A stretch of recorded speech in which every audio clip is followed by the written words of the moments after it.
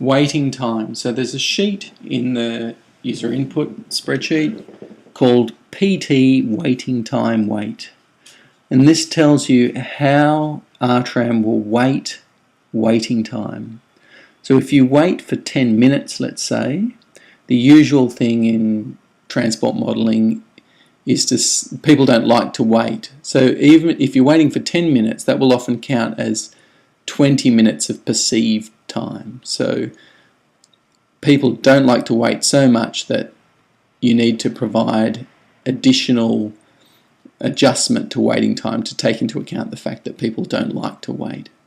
And here you'll see that I've got a wait of 2 everywhere. So this is a fairly standard wait to apply to double the waiting time. So a 10-minute wait really feels like a 20-minute wait to people when you're doing the generalized cost modeling.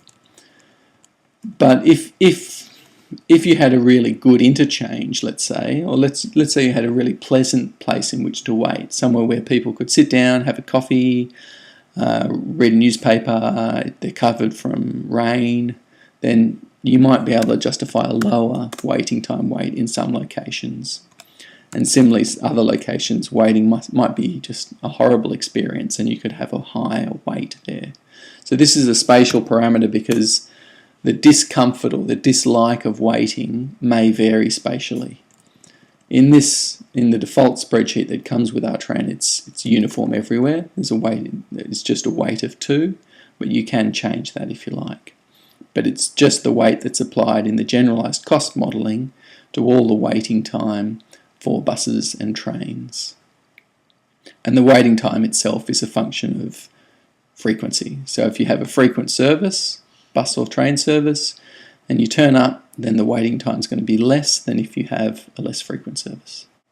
So while I'm talking about the generalized costs of public transport, I should say that the walking cost will also come into play for public transport.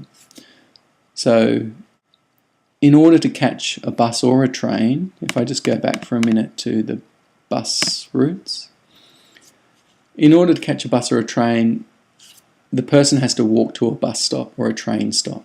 With a car, this isn't the case. A car is generally quite close to the trip origin, so we don't really factor in much time, but it's not true for buses and trains.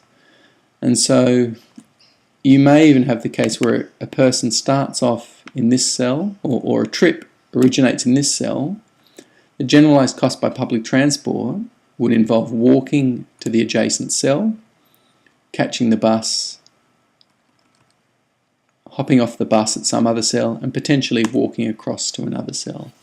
Even if you happen to a trip originates in a cell where a bus service runs, there's usually going to be some walking distance to the bus stop. And that parameter is actually set in the core input spreadsheet, which I'll cover in a separate video. I guess the point I'm trying to make is that walking time is also a component of the generalized cost function for public transport. Similarly, transfers are. So RTran will take into account the fact that people can transfer across different services. So just to make that explicit, if I have a bus 3 service there, running at 6 services an hour, you'll see if someone starts out in this square here, it's possible for them to walk to this bus stop, catch bus 1 to here, get off, then wait for bus 3, catch bus 3, and then get off bus 3 out here to get to their destination. And this is allowed in RTran, so this trip is perfectly possible, as are trips that transfer between modes, say between public train and bus.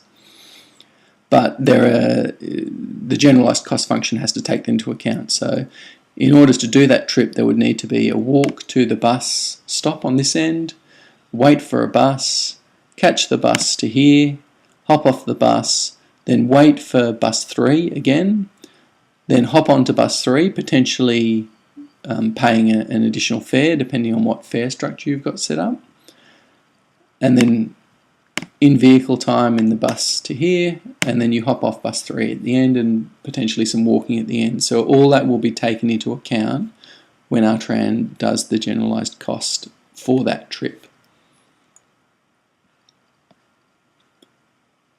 And I'll leave public transport there. That should have given you an idea on how to specify routes for trains and buses, and as well as specifying frequencies, and an idea about how the generalised cost calculations are made for bus and train trips, including transferring between bus and train and getting to and from the bus and train stops.